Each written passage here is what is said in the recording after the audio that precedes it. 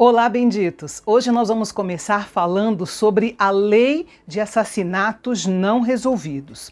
O exemplo usado aqui é o de alguém que fosse encontrado morto no campo com evidências de assassinato, mas sem ninguém saber quem foi que o matou.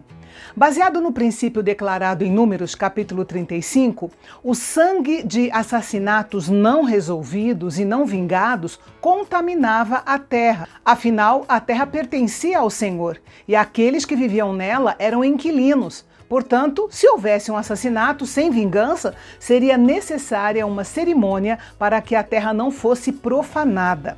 O procedimento era o seguinte: as autoridades da cidade mais próxima de onde foi encontrado o corpo seriam os responsáveis por oferecer um sacrifício para expiar e limpar a terra contaminada pelo assassinato. Eles trariam uma novilha diante dos sacerdotes e lavariam as mãos sobre o animal sacrificado, declarando sua inocência no caso e pedindo ao Senhor que não considerasse o povo culpado do sangue inocente. E assim era feita a expiação da terra contaminada pelo assassinato. Lembrando que a remoção da culpa pelo pecado sempre foi baseada em sacrifício de sangue, em uma expiação substitutiva, esperando a obra de Jesus na cruz, que faria esse mesmo ato pelo mundo inteiro. Nos versículos 10 a 14, nós vamos ver o que a lei dizia sobre se casar com uma prisioneira de guerra. No mundo antigo, era comum um homem se casar com uma prisioneira de guerra, mas para evitar grandes abusos, Deus deu diretrizes específicas para governar essa prática em Israel.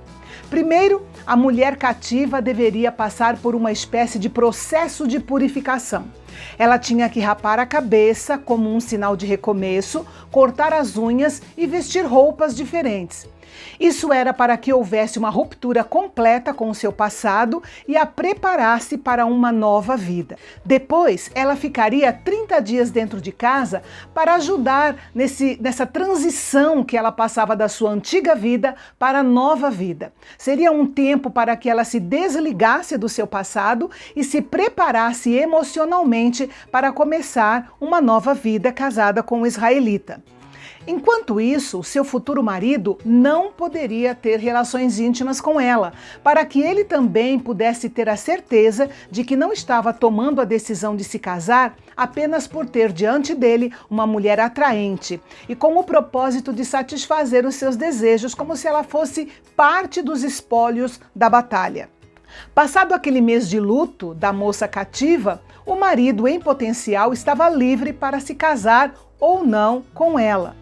Se ele decidisse não se casar, teria que libertá-la com dignidade. Ela poderia ir para onde quisesse, não poderia ser vendida nem tratada como escrava. Apesar de toda essa situação ser bem estranha para nós, isso fazia parte dos costumes do mundo antigo. Mas as mulheres capturadas pelos israelitas tinham uma lei que as protegia de ser estuprada e descartada depois da batalha ou de ser tão humilhada pelo marido ao ponto de outro homem nem querer se casar com ela em caso de divórcio. Essa era a forma de proteção dos direitos da mulher prisioneira de guerra. Depois, nós temos a lei para o homem que tivesse duas esposas. Se com uma esposa muitas vezes as coisas já não iam bem, imagine com duas, especialmente se uma for amada e a outra não. O padrão divino para o casamento era que um homem e uma mulher se dedicassem um ao outro por toda a sua vida. As duas exceções, poligamia e divórcio, foram permitidas por causa da dureza do coração do homem, como disse Jesus. E para proteger os filhos desses relacionamentos, Deus deu ordens específicas para que não houvesse injustiça para com os filhos na hora de distribuir a herança. Deus ordenou que os direitos de herança do filho mais velho fossem respeitados, mesmo que ele fosse filho da esposa não amada. O filho mais velho, ou o primogênito, receberia 2 vezes mais herança do que qualquer outro filho. Por exemplo, se houvessem 3 filhos, a herança seria dividida em 4 partes, com o primogênito recebendo 2 partes e os outros filhos recebendo cada um uma parte. A próxima orientação está nos versículos 18 a 21, a respeito da penalidade para um filho teimoso e rebelde. A referência aqui não é a uma criança ou a um adolescente, mas a um filho maior de idade que se colocava em rebelião determinada contra o seu pai e a sua mãe. Esse filho tão teimoso e rebelde deveria ser levado diante dos líderes da comunidade, das autoridades. Se eles concluíssem que aquele filho era um rebelde crônico, então ele deveria ser apedrejado até a morte. A questão aqui é que a culpa do filho teimoso e rebelde não era apenas uma questão familiar, pois envolvia a paz e a reputação da comunidade.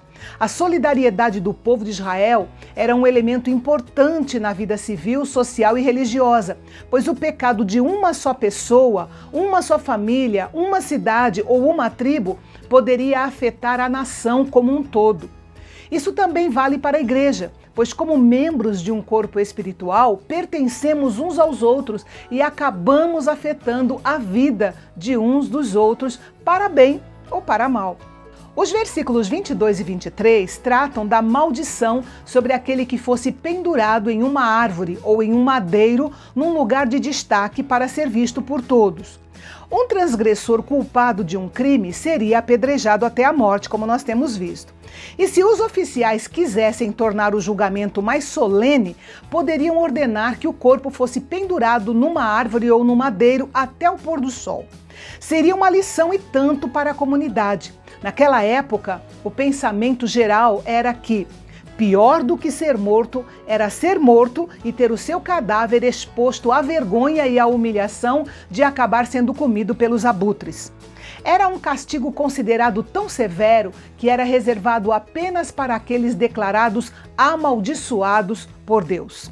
Paulo expõe em Deuteronômio 21, 23, em Gálatas capítulo 3, quando ele diz: Cristo nos redimiu da maldição da lei, quando se tornou maldição em nosso lugar, pois está escrito: maldito todo aquele que for pendurado num madeiro. Isso para que em Cristo Jesus a bênção de Abraão chegasse também aos gentios, para que recebêssemos a promessa do Espírito mediante a fé. Jesus não apenas morreu no nosso lugar, mas ele também tomou o lugar de amaldiçoado por Deus, sendo pendurado em um madeiro e exposto à vergonha e à degradação. Por isso, nós somos redimidos da maldição da lei pela obra de Jesus na cruz por nós. Não precisamos mais temer a maldição de Deus, porque Ele quer é nos abençoar, não por quem somos ou pelo que fizemos, mas por causa do que Jesus Cristo fez em nosso favor. Aleluia! E amanhã nós vamos ver várias orientações que Deus deu ao povo através de Moisés, inclusive sobre estupro e até como lidar com os animais. Não perca, eu espero você.